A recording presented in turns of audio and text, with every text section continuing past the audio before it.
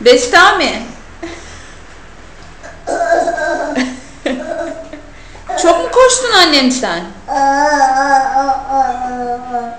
Kayra, saçlarını düzeltir misin? Düzelt saçlarını.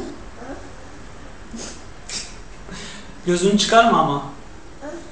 Saçlarını düzelt. Öksürüyor musun sen? Öksürüyor musun?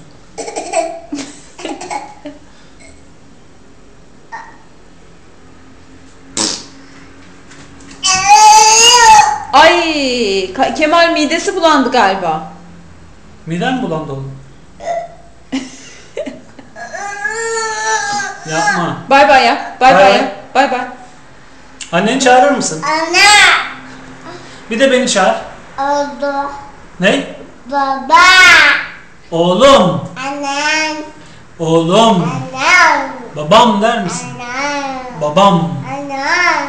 Annem. Anneanneyle dede nerede? Anneanneyle dede nerede? Hatta gittiler. Bay bay.